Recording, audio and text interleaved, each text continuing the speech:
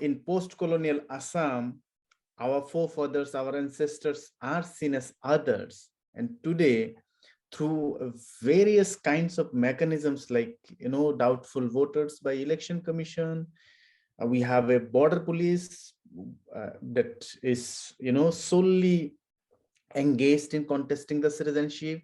And then we had the NRC. So there are a lot of things, historical, contemporary, and involving a lot of stakeholders. So that's what it makes complex. And most importantly, when that mechanism of contestation of citizenship is now taken up by the right-wing Bharatiya Janata Party, it has given a new twist. It's not just questioning someone's citizenship, but also making it a tool for religious persecution. My friends and I were writing poems as part of a new genre of poetry movement called Mia poetry. So we were writing poetry in our own dialect, sometimes in other languages as well. We were translating and disseminating those poems. These poems were about the experience of our people, what we were facing through this, through this citizenship contestation processes, also other forms of discrimination and marginalization. And when we started writing this, there were multiple police cases against us. This were by nationalist, Assamese nationalist organizations, members, and also Hindu nationalist organizations. So it is not just the state, but also institutions and organizations who are constantly trying to disenfranchise us, trying to dehumanize us. So there are challenges. Muslim women in Assam to save their citizenship, because in our society we'll see that a large section of Muslim women, they are not getting education, they do not get proper ownership over immovable property, especially the land rights. Because of this, these are the fault line within the society. Within the society do not give you proper education and also land rights. And these fault lines are being meticulously used by the state machinery to further their agenda. I will give you an example. So when the women do not have education and also the practice of child marriage, these are the societal problem. When an illiterate woman is married off at an early age and sent to her in-laws, she doesn't have any documentary proof in her, in her parental address. So this NRC, when the NRC asks to prove your connection with your parents, your linkage with your parent, this lady is failing to prove that. Because she was married off at an early age before attaining the age of 18 years, her voter, registration was done at her in-laws place, and she didn't have a educational certificate which is acceptable by the state. So that created a problem. So from the societal level, she doesn't have a linkage, and the state is saying that you have to prove your linkage. That's where you see that large number of women, especially Muslim women, those who are seen as non-original inhabitants, they faced a lot of problems. That the issue went to the Supreme Court. As many as 2.7 million, 27 lakhs women from this community, non-original inhabitant communities, they had to give Panchayat certificate to prove linkage. And in a huge number of these cases are excluded from the NRC. Similarly, in the case of D voter reference case in the Foreigners Tribunal, To prove your citizenship, land document is a very strong document. But in case of Muslim women, you will find that large number of these Muslim women, they do not have a land ownership. They should get the land from their as inheritance, but that was not in practice. That affected large number of women. So at one hand, in societal level, you have this problem. On the other hand, state is trying to use this fault line to target women. You talked about foreign tribunals. There have been a lot of allegations against these tribunals for it being discriminatory and the process being very arduous. What do you have to say about it? How do you judge its involvement in this whole issue? Yeah, it has been like it has been in media, in academic discussion, in civil societies talking about it. Now, I think it's everyone understand that this institution, this foreigners tribunals, though these are quasi-judicial institutions, but this has been working as an extended arm of the government. You must have aware that many foreigners tribunal members are sacked from their job because they were not producing as many as foreigners what the state was wanting them to do. So that actually speaks the volume, the way it is functioning. And now you see these people, the members of this tribunal, they do not have judicial training, judicial experience. Lawyers with 7 years of experience are being recruited, and they're being given the task of deciding, something like citizenship issue. It has been very, evident if you go through the cases where you will see that someone is declared as a foreigner because there is a spelling mistake. Someone is declared as a foreigner because there's a mismatch in calculation of age. There are cases where someone is declared foreigner because she has not mentioned, some of her uncle's name in her written statement. So it's this kind of illogical things are happening inside the foreigners tribunal. I know a case where the tribunal implicated one woman. Though there's no case, no reference against her, because the tribunal could not declare her husband as foreigner, the tribunal implicated her and declared her foreigner, sent to the detention camp. So this kind of things are happening inside the foreigners tribunal. So how would you say that the COVID-19 pandemic has affected this entire process?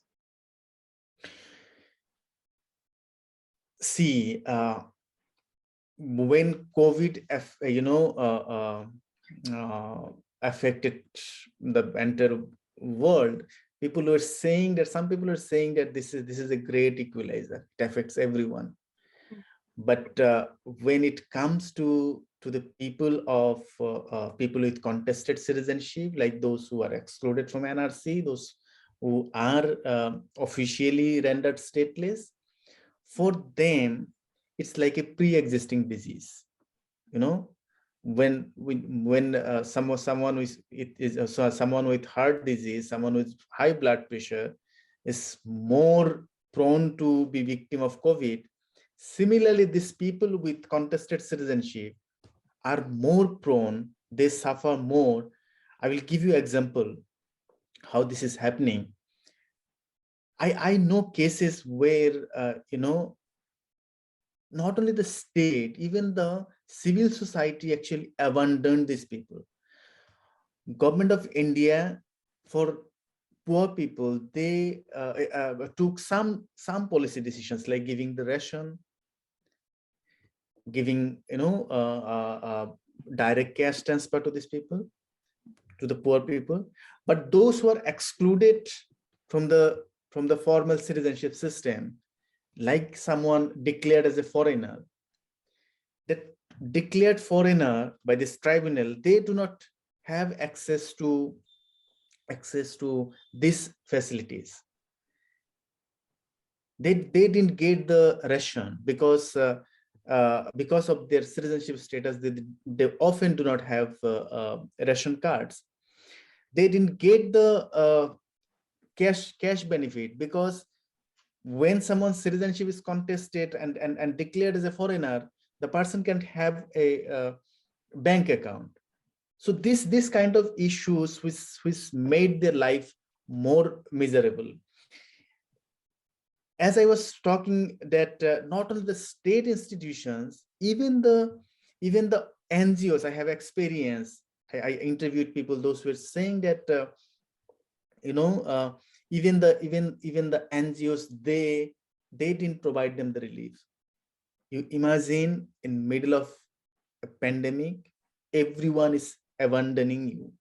How would you feel? What would be your situation? So in the final NRC update that happened in 2019, approximately 1.9 million people were excluded. What happens to these people now? What will happen to them?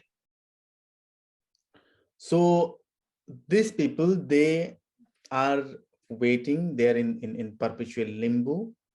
They will have to go through the foreigners tribunal, but before that, the NRC authority will have to provide rejection certificate, why you were rejected or why you were excluded from the NRC. But the government is not being able to do that.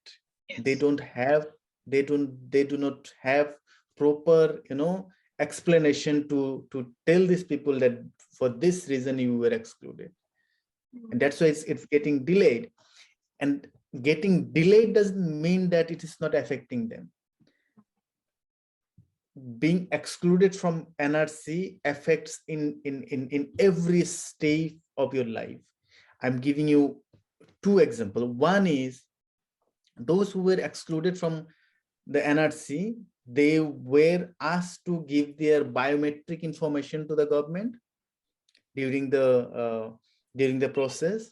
And today, not only this 1.9 million, 19 lakhs, actually 2.7 million people, 27 lakh people's biometric is locked by the Aadhaar system.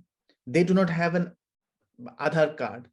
Since they do not have Aadhaar card, they are not getting the social security benefit from the government. So they are already excluded from the system. They're already otherized in the system. Second example, recently the government did a brutal eviction drive in Assam. Yes. So in High Court, the government gave an affidavit saying that we will provide rehabilitation grant to only those who have their name in the NRC. So those who were arbitrarily excluded from NRC, they are not going to get any kind of grant or rehabilitation from the government. Right. I was reading about this case in one of your research journals that I came across online, that in September 2019, a Muslim family who had their papers dated back to 1927, they were not included in the list because of an objection that was filed by a person anonymously. Can you explain that case a little bit? Because I was very curious to know that what happens to this person who files such an objection, and is there some way to counter such objections? Okay, I do not remember the exact case, but I can tell you about the process. Okay. So what happened? So when the NRC process was nearing to its end, some nationalist organizations, some nationalist individual journalists, they were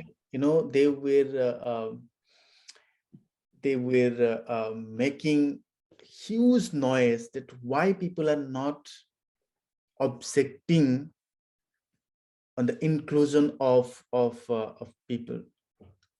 So in the NRC mechanism, there was provision of both objection and claim. So objection was that, for example, my name is included in the NRC, and you being another person from Assam have the right to object my inclusion. So it is some way, it is somehow, you know, it is like you are instigating my neighbors to act against me. And in these instigations, and with the aid of these nationalist organizations and media, in the last moment of this process, several lakhs of objections were filed. No one know who filed this objection, anonymously. And once the objection is filed, the authority send notices to those person that someone has objected your entry into NRC. So you'll have to again prove that your inclusion is bona fide at the last moment. I want to ask another question. For a country that celebrates something such as Mental Health Month, it has been very shocking to see that there has been no discourse on the psychological impact that the people have had when they are going through the citizenship process. Can you shed some light on that issue, how it has been mentally for them while they are fighting this fight? So, you know, in the India, in general, is not in a very good shape to address and acknowledge the problem of mental health problem. But when it comes to the mental health problem of people affected by NRC and similar projects, it's far dismal. No one is acknowledging actually. I have been documenting the cases of suicides related to citizenship contestation issues, a large number of cases. And in most of these cases, what I came across from the testimony of the family members is that these people were going through a huge mental health challenge. The fear of detention was so high, so heavy, so paramount that people started believing that you know, detention would be something worse than living. And this fear of a life when you won't have the control over your own body, that actually, but what I understood is that motivated large number of people to commit suicide. And it is not only those who committed suicide. Suicide is the extreme step. Before suicide, you will find that there are many stages. There are many stages of anxiety, of depression, sleeplessness. You know, this disintegration of your functioning, of your daily functioning. I know people who actually, you know, the stories like this. In middle of night, an illiterate person opening the trunk, looking at the papers, again closing the trunk, keep it in that place, after a few hours repeating the same thing. This fear was so much you can't imagine. And it is not just those, you know, those who committed suicide or in the extreme stage of helplessness, but it has become a community kind of a problem. You won't find a single person in especially from my community who can say that I am not going to be affected by this system? People like, the army officers who spent his youth to defend the country. People like them are being dragged out their home and sent to detention camp. Who is safe? Who is safe? And it has that's the reason it has created a panic situation to everyone. No one is in a state of confidence that they can claim that my citizenship won't be questioned. Even those whose name are in the NRC, they are even in the state of that anxiety, because soon after the publication of NRC, the current chief minister, then he was a health minister, he said that we have other instruments to question your citizenship. We have foreigners tribunal, we have de-voter system, we have border police. So there's no end to it, and that makes it complex, and that makes it a universal kind of threat to everyone within the community. In 2019, after enacting the CAA, there have been a lot of protests in Assam by Ahomia activists. So why do you think after so much of protest, the BJP could still form the government in Assam for a second time in the state assembly polls? Why do you think that happened? It's very interesting. In the protest we witnessed in Assam and the protest elsewhere in the country, there's a fundamental difference. And the difference is, the protest you were witnessing in other states, the protest was because the CAA threatened the secular credentials of Indian Constitution, because it discriminated Muslims, because it threatened the basic tenet of our secular society, of our secular system. But in Assam, the motto of the protest was something else. In Assam, the focus was on this question that CAA will give citizenship to Bengali Hindus, and we do not want neither Hindu nor Muslims. That was the main point of contention in Assam. In Assam, no one protested against CAA, saying that this is discriminatory to Muslim. This is a threat to to secularism. This is a threat to our ethos. No, the protest was against this issue that CAA will provide citizenship to Bengali Hindus. And then BJP has been very, very successful to somehow, though it's a very heavy claim to make, but yes, BJP has been successful in co-opting the entire movement, and to a great extent the Assamese nationalism. If you see the people who are in the BJP government today, most of them were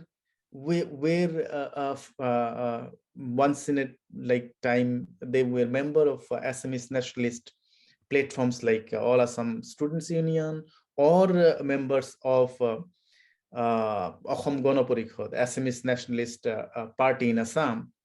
The previous chief minister, Harbananda Hunwal, he was with ASU. In current government, there are many ministers, those who come from the Assamese nationalist background. So BJP has been successful in co-opting the the Assamese nationalism. So Assamese nationalism has become Hindu nationalism, and mm, they have somehow accepted the Bengali Hindus as part of Assamese imagination, and excluded the Bengal origin Muslims, or commonly known as Mia Muslims, from that imagination. And Muslims are isolated in the state. That helped the BJP to gain power. Okay. Lastly, I would have to ask you, what do you think is the way forward with this issue? Do you think that this issue can at all be solved? If so, then how? This issue has to be solved. This issue has to be solved if we want to see India, India getting back to prosperity, India getting back to development. This issue has to be solved. And to solve this problem, we are not in a, we are in a very bad shape. But everyone will have to speak out, especially the opposition. The way the opposition is addressing this issue is not the correct way. We will have to accept what is happening.